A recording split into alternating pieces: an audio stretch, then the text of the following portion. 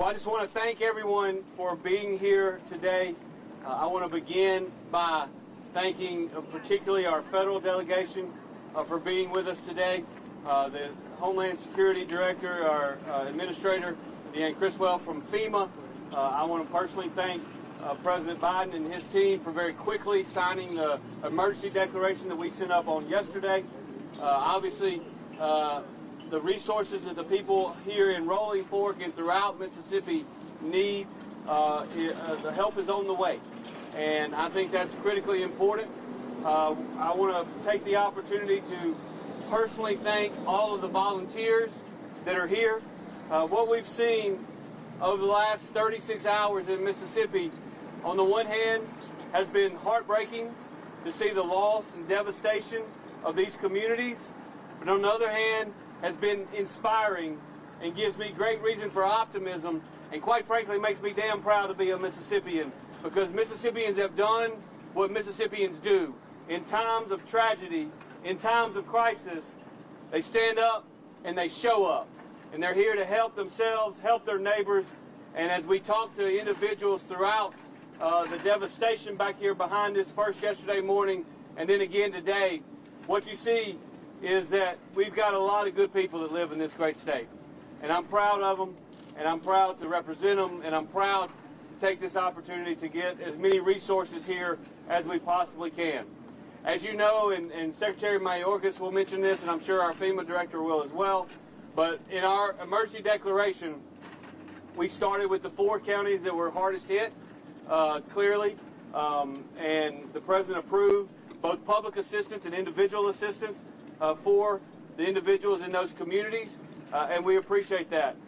In addition to that, we're going to continue working. We've got MEMA and FEMA joint teams on the ground here, but also joint teams that are doing their thing from our Emergency Operations Center in every region of our state, and we appreciate them. When we have these natural disasters, and unfortunately we have more than we care to think about, we appreciate our federal partners and them showing up. Finally, before I turn it over to the Secretary, I just want to personally thank Mayor Walker here of the town of Rolling Fork, who just walked us through and led the delegation through and have the opportunity to see an awful large number of individuals that are hurting right now, hear the stories about where people are, where they're staying, who they're staying with.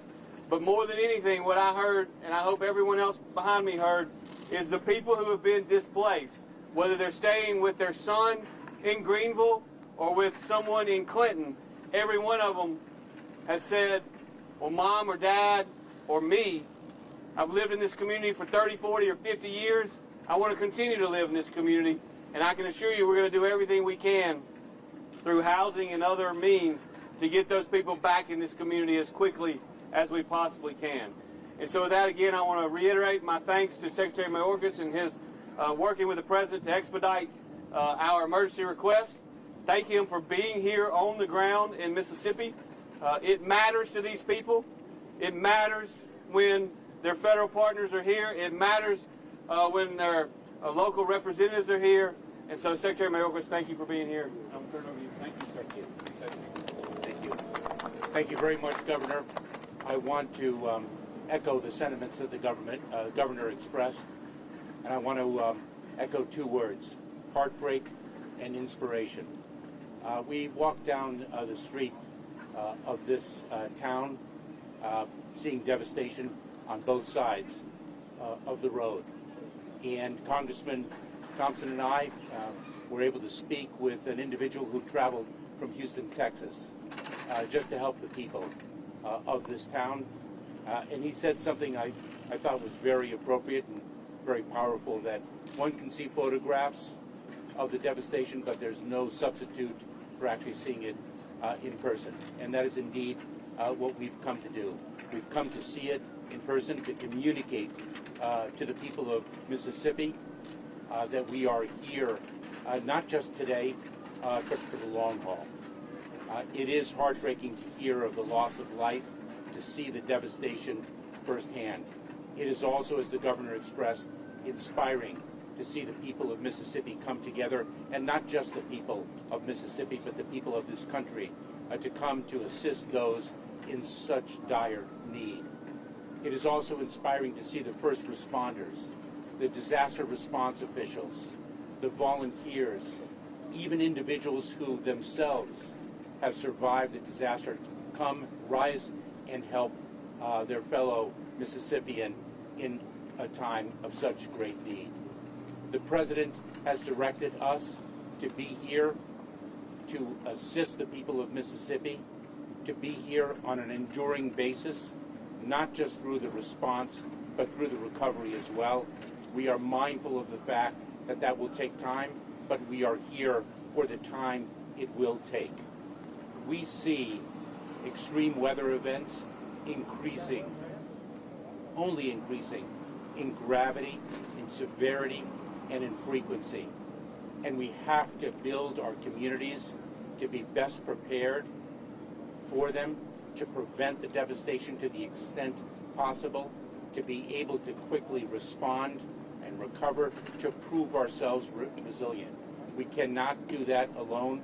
We need one another, and that is what we are here to communicate, that the federal government, under President Biden's leadership, is here to support Mississippi, to support the governor, to support the senators, Hyde-Smith and Wicker, to support the members of Congress, to support the local officials, Mayor Walker. We are here for the people, and it's my honor to introduce the great administrator of the Federal Emergency Management Administration, Deanne Criswell. Thank you, Secretary, and I am so appreciative of you joining us here today on the ground because, as he said, it just makes such a difference to be able to see firsthand the impacts that these communities have faced. Governor Reeves, thank you for your partnership. We are going to be here with you throughout the duration of this. And Mayor Walker, so inspired by how you have led your community, how your community continues to come to you, true leadership in action, and it's going to be really important in the days and the weeks ahead. And also just want to thank the entire Congressional delegation, right? They are here to make sure that we are bringing everything we can to support this community. Because you've heard, President Biden did declare and approve the governor's request for a major disaster declaration. He did that yesterday. And what that means is that includes public assistance, which means to help with the debris removal from communities like this, to help pay some of the overtime costs for Carroll, Humphreys, Monroe, and Sharkey's County. It also means that individual assistance is approved, as the governor mentioned, for these same counties, for Carroll, Humphreys, Monroe, and Sharkey counties. What this major disaster declaration does is it ensures that we can bring in the right resources now to help start the recovery process and support any of the ongoing response actions that may be needed in these communities. When I spoke to the president and gave him an update yesterday on what I was hearing on the ground, he's very clear to me all the time. Make sure that the entire federal family does whatever they can to support these communities, and that's what we're here to do. So I want to tell the individuals to start. If you are in one of those 4 counties, if you are in Carroll, Humphreys, Monroe, or Sharkey, you can contact your insurance company, first line of defense, but also begin the process with FEMA, and you can do that by going to disasterassistance.gov, or you can call 1-800-621-3362 to apply for assistance. You can also use the FEMA app. We also have people on the ground that will be in FEMA shirts. They're called Disaster Survivor Assistance Teams. They'll have iPads with them. They can also assist in registering you for assistance. These are just the first counties. As the governor said, we are going to work with the team, with the state team here, to assess additional counties to see if any more need to be added to this declaration. We know that this is going to be a long-term recovery event. And we can see just where we're standing here that one of the major issues that we're going to face is housing, and how do we help the individuals that have been impacted by this horrific event. I know that our partners from the American Red Cross are already on the ground and providing shelter to those that need it. And I think, as you heard the governor say, so many family members, extended family members, neighbors helping neighbors are already supporting some of that initial temporary sheltering solutions to help people stay safe right now. But we are going to continue to work with our state partners to find the right solution for individuals in this community, because we know that every individual has a unique need. Every family has a different situation. And so we want to make sure that we understand what the needs are and what the best tools are going to be to come in and support this community as quickly as possible. I'll give a little bit of an update on some of the things that we are doing on the ground right now. Our Region 4 Administrator, Gracia Check, she's here with me today. She has been in constant communication with the State Director as well as the Governor since before the incident happened, when we were monitoring the threats of what was going to happen. And our Regional Response Coordination Center has been activated, being able to support and send in resources at the state's request. If there were any additional needs or gaps identified, we would have been able to bring those in and support as needed. We've sent an incident management assistance team. They are right now at the State Emergency Operations Center. They are embedded there, and they will work side by side with our state partners to support them in helping to make sure that the right federal resources that are available are here and supporting these communities. And then yesterday, as I mentioned already, I directed our disaster survivor assistance teams to come in and start going door to door into these communities, helping people register for assistance. What I would say right now is our number one concerns is still life safety. Because you look around here and you look at the debris, I just really encourage everybody to remain vigilant, stay cautious. There is a lot of hazards within this debris. And unfortunately, there's been so much loss of life, which is just heartbreaking. But we often see additional injuries and additional loss of life after a disaster because of the type of hazards that are in this debris. So please listen to your local officials. If there's roads that are closed and barricades, please don't go around them. That means that there's a hazard over there. And as you are going through your homes and you are looking for your belongings, please take the extra care to make sure that you're keeping yourself and your family safe. With that, I would just say that FEMA is here. We remain committed to the people of Mississippi. We will be here for you now. We will be here for you next week. We will be here long after these cameras are gone to make sure that we are assisting you with all of your recovery needs. Governor, you have my commitment that we will be here throughout the duration of this recovery effort. And so with that, I would now like to turn it over to Senator Wicker for his comments. Thank you, Madam Administrator. And I'm joined with Congressman Thompson. Congressman, come on up here, and Senator, come on up here. I want us to stand together because I want you to know that this delegation is shoulder to shoulder for Mississippi in this regard. We got a letter together of both of our senators, all 4 members of the House of Representatives yesterday afternoon, got it up to the President of the United States. I want to thank the President for calling each of us individually. I want to thank him for sending a member of his cabinet here. We don't always get cabinet members, but we thank you, Mr. Secretary and Madam Administrator. And we are also in it with you for the long haul. We appreciate Mayor Walker and the state officials that are here, the law enforcement that have come in, and we realize this is going to be a long process. Let me say this before I turn it over to Senator Hyde-Smith and Mr. Representative Thompson. We're about to spend some local and state money on this. We're going to do it in coordination with one of the best state emergency management teams in the country. We're good because we have experience. We really would prefer if we didn't quite have as much opportunity to show how good we are. But the governor has put a good team together, and we've been visiting with them yesterday and today.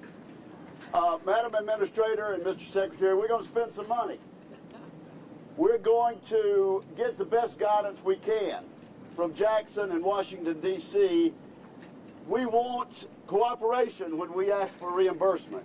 We've had problems in the past. I don't anticipate any problems in the future because we're going to work with you. We're going to spend the money the right way according to the statute. And and we want a smooth transition of those funds. I too am impressed with the spirit of can-do. There's no victimhood in this community today, and we're there with you. We'll be back again, and we're with you for the long haul. Senator Hyde-Smith. Thank you, Senator Wicker. And I tell you, when I got the text Friday night and Saturday morning started coming to my phone, I knew it was bad. But until I got here yesterday, it is undescribable until you see this. It is our job to step up right now. We were over at the Napa Autos Parts store.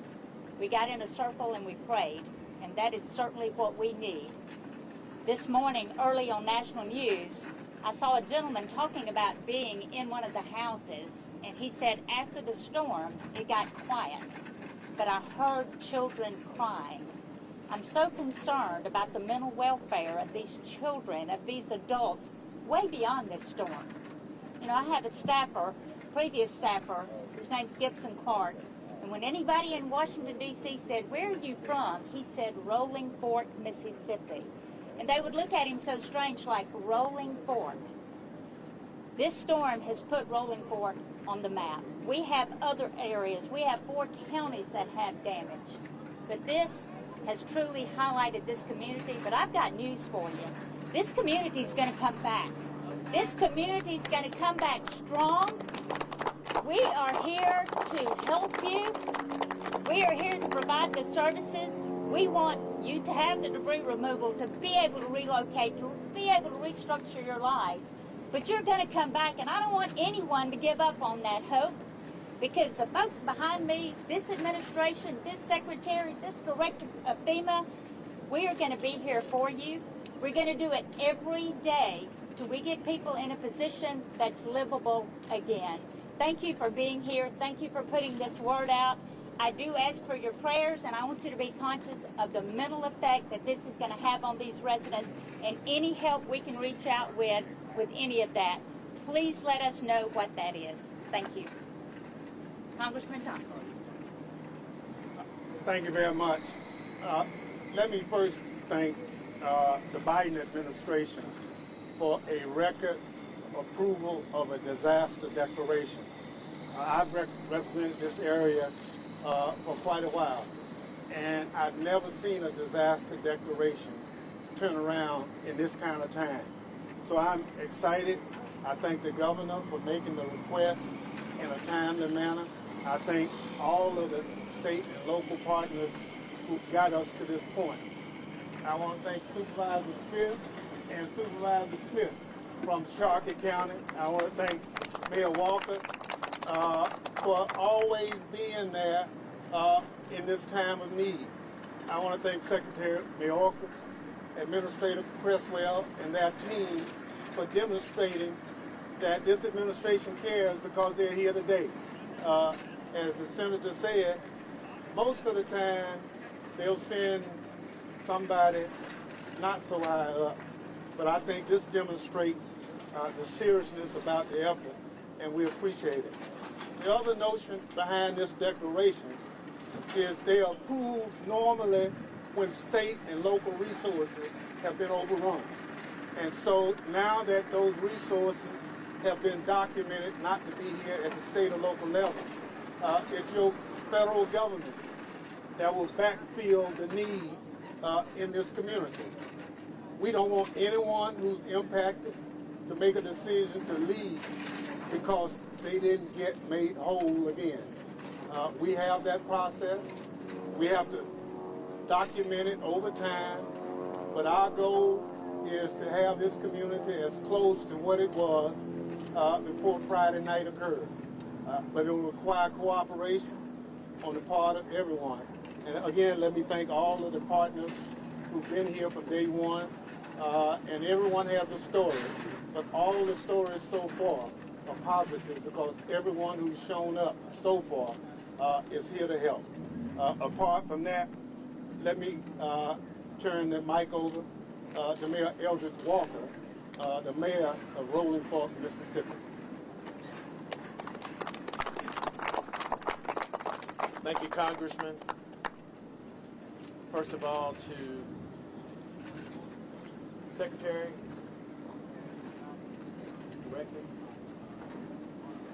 the Governor of the great state of Mississippi, and all the representatives who are here from this great state, Mayor Flaggs from Vicksburg, Mississippi. On behalf of this entire community, first we want to say thank you. We want to thank you for all that you're doing for our families here and making sure that the city of Rolling Fork will come back bigger and better than ever before. We want to make sure that our displaced families are taken care of. That's being done. We want to make sure that there are priorities for their personal hygienes and everything that's needed is in place. This is being taken care of. We're well on our way to bringing Rolling Fork back to where it once was and to make it even better. On behalf of the entire Board of Aldermen of this city, again, we want to thank you. And we want to let you know that without your help, the volunteers, we have volunteers here from as far away as Arkansas, Tennessee, Louisiana. They're right here in the city of Rolling Fork helping us out. And we're thankful for what everybody is doing to help us in this devastating time. You know, we kind of remember those of us who have, this is a Bible Belt. And we were all taught that a family that prays together stays together. This is a family of unity, a family of strength. And this is what we need to make this community come back once again. And lastly, I'm not only just the mayor of this community, but I've lost personal friends. I'm also the local funeral director.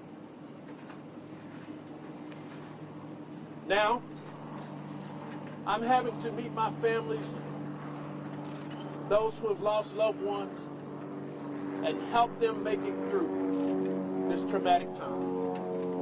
But you know what? I'm a firm believer that when you do right, right will follow. And I think that I've been prepared to take on this task, and I'm going to do it in the name of the mayor of the city of Rolling Fork and of the man that I am and that God has made me to be. So I want to thank each of you who are here for all that you have done and all that you will do in future days. Thank you so much. Thank you, Mayor. Thank you for doing right. Thank you for doing right. Not just in these times of tragedy, but every single day. Thank you, thank you. I'm going to open it up to questions, but before I do, I just want to remind everyone that we are here in Rolling Fork, and Rolling Fork is certainly devastated. But this disaster did not stop across that road right there. I made stops yesterday with the Humphrey County Sheriff in Silver City, and in Winona, and in Amory, and there's damage in Smithville, and Vaden, and a lot of other places throughout our state. And so while we're all here today, please know that we also are thinking about our friends and neighbors in those communities and the resources that the President approved yesterday after my request for a declaration will be provided in those communities as well.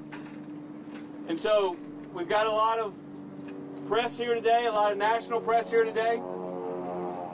And we're here in Rolling Fork because as the storm came across the Mississippi River, the most and the first major damage occurred right here.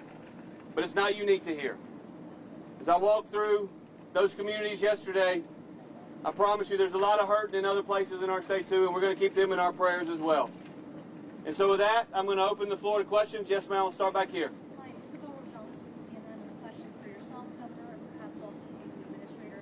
We have more severe weather along the way today, perhaps even threatening these already hardened areas. The Storm Prediction Center just upgraded the risk today from a level 4, a 5 moderate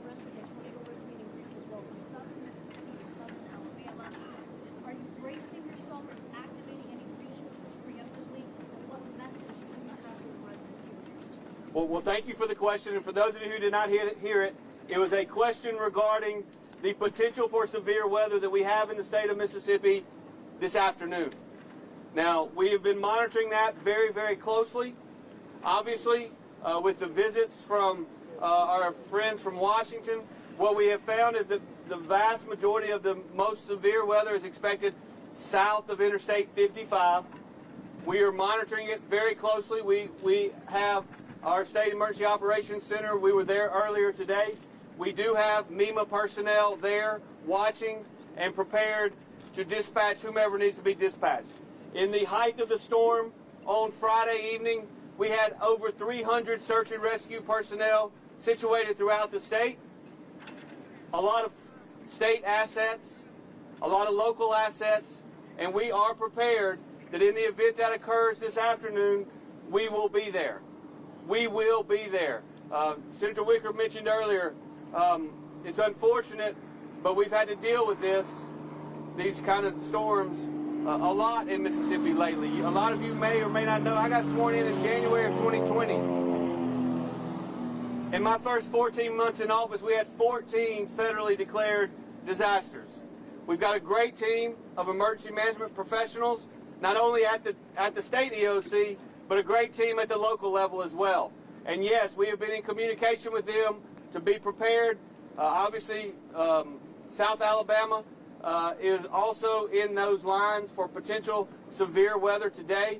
What we've seen, much like the storm that occurred here Friday night, is in the 24 to 36 hours that are leading up to this afternoon, it appears that the risks seem to be getting worse and worse, not better. And when you stand here and see this, what feels like a beautiful weather day in Mississippi, please be aware and please know if you are south of I-55 in Mississippi today, there are significant risks.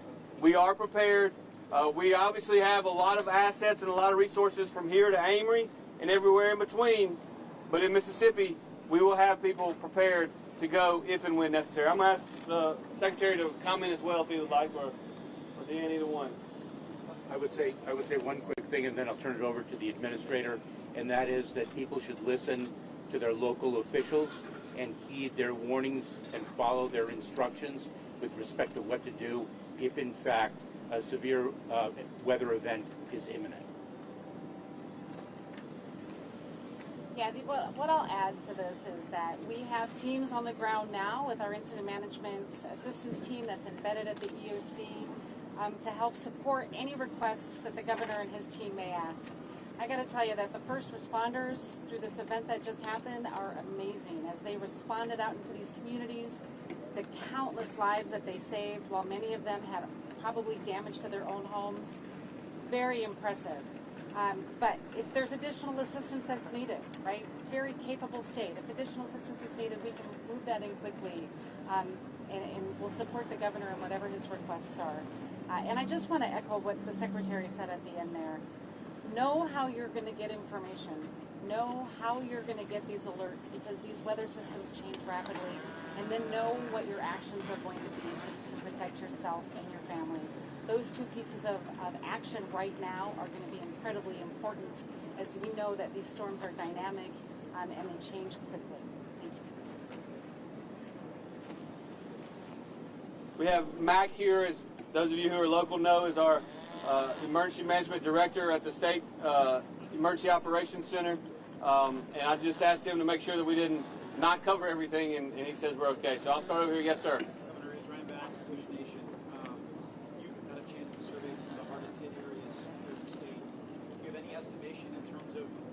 Extent of the damage, the number of homes that have been torn down, the number of property damage, the number of people displaced, and do you expect the number of lives lost to continue to increase? Well, I will tell you that when we woke up yesterday morning, we immediately started doing damage assessments. When we woke up yesterday morning, or when many people woke up, a lot of people around here didn't go to bed, and a lot of people around the state didn't go to bed. But for those who did wake up at daybreak yesterday, we had 23 confirmed fatalities, and we had 4 individuals that we knew that were missing, and we had not seen significant analysis of the Monroe County area yet because of course this storm, and what's made it so very dangerous is that it came in the middle of the night. These things are very hard to see when they come in the middle of the night, and you tend to see more fatalities. Well, yesterday we increased the number of fatalities throughout the day from 23 to 25. The 4 people that were missing in Sharkey County, when I was with the sheriff after I left here yesterday, almost around noon or maybe a little after, they had found those 4 individuals all alive. Praise Jesus. And so there are still some possibilities that the numbers could go up. I'll also tell you, we had a conversation this morning. The initial 25 confirmed fatalities, the number may come down 1 or 2 or 3, maybe 4. And the reason for that is not that the fatalities didn't occur, it's just there are some possibilities that they didn't occur because of the storm. They were for other more natural causes. And so we're monitoring that. It is certainly possible that the number of fatalities can still go up. But those search and rescue assets, when you have 300 of them, as we had throughout the state yesterday, we do believe that we have searched in most of the rubble. There's still a lot of damage out there. There's a lot of work to be done. At this point, it's really difficult to rebuild communities if you don't have power, if you don't have water. And those are things that, through the public assistance that we've been able to secure from our partners at FEMA, we'll be able to get those up and running and operational very, very quickly. And so I can't give you exact numbers at this time, but just know that aside from the number of people that we have back at the state EOC monitoring this weather in South Mississippi today, we also continue to have assets that are monitoring and assessing damage. And the easiest thing that we can do is continue to work with our local people to get that done. Can you Yes, give us sir. a breakdown on the numbers by each county of deaths? Yeah, I don't have the exact numbers in front of me. I believe that there are 13 in Sharkey County. Is that right? The mayor stepped away. I believe there's approximately 13 in Sharkey County. I believe there's approximately 4. There's approximately 4 in Humphreys County. And I know that there's approximately 3 to 4 up in Monroe County. But we will get you the exact numbers after this is over. Mac has them written down. And ages as well, if you have any of that information. Some of that we're not able to give out yet, notifying next of kin, but we'll get you the information that we have when the press conference is over. Yes, sir. Governor, how important is it for local, state, and federal government, even though they might not always get along, to put aside differences in times like this? Well, I'll just tell you, it's been my experience in times like this that there is no such thing as politics. This doesn't have anything to do with politics. All this has to do with is helping our friends and our neighbors. And what you see behind me and what you've seen over the last 36 hours is a united front in working with the administration, working with the state officials, working with the local officials. You know, I was talking to Administrator Criswell on the way up here, and the way the Stafford Act, which is the federal act that governs these, works and has forever and ever, and it's the way it ought to work, which is local, national, and natural disasters are state managed, locally executed, and federally supported. And that's the reason that the declaration was so very important that we got done yesterday, because the federal support is there. And we are executing at the local level now, and we will continue to do so. Yes? The legislative session in the state is almost coming to a close. Can you speak to the importance of state lawmakers getting some stuff out before sign time? Yeah, well, look, we have a disaster trust fund in Mississippi. As I mentioned earlier, I'm not proud of this fact, but we do deal with natural disasters regularly. We made a request sometime yesterday of the Senator Hobson, who is the chairman of appropriations that represents part of this county, maybe all of this county. We made a request to Speaker Gunn, who was up here with Senator Hobson yesterday, to give us approximately $5 million to get started. We will have the resources, though. We are going to have the resources to do whatever is necessary to work with our federal partners. Yes, sir. Governor, in Kentucky and Mayfield, when this happened about a year and a half ago, one of the long-term issues they've dealt with was small businesses and businesses coming back. People didn't want to move back or rebuild because they didn't have jobs. What is the state and federal government going to do to ensure that businesses also get to rebuild? Well, I will tell you that, and that's a great question, and I will tell you, I spoke to I don't know how many, countless governors yesterday, Republican and Democrat governors that were reaching out to help. And I had a great conversation with Governor Beshear yesterday, and the lessons learned from that storm, because that one, similar to this, you know, we've had a lot of tornadoes in Mississippi, but storms that had such significant damage from one side of the state all the way to the other, obviously we don't see every single day. And so two issues, one that you mentioned and one that's equally as important. Number one, you can't rebuild a community if nobody can move back. And in some communities that have been damaged, what we've seen is that there are a lot of residences that have gotten significant damage, but you can probably live in them. Any of you that have toured back here behind me know there aren't very many residences back here that can be lived in. And so I talked to the secretary and the administrator this morning. The two primary objectives that we have before us is, number one is potential housing, both short-term, intermediate-term, and long-term. Potential housing for those residents, because as I mentioned earlier, the guy that I was talking to said his mom and daddy are living with him in Greenville, but they don't want to live with him in Greenville. They want to live right here, and I get it. And so we've got to work hard to make sure that once we can get the debris cleaned up, that we have opportunities for residents to come back and live here, because if this community is going to be rebuilt, people got to have a place to live. And the second thing, which is critically important, is small business assistance. We've always worked with the Small Business Administration on every single one of these disasters with MEMA, and we are committed to doing it here to make sure that every federal asset and every federal resource is available for our small businesses here in this area, but really throughout the state, because there's a lot of damage. Hey, seeing no other questions, I just want to again thank every single one of you for being here. Thank all of our partners from the state and federal government. Thank you for being here, and God bless, okay? Thank y'all. Thank you.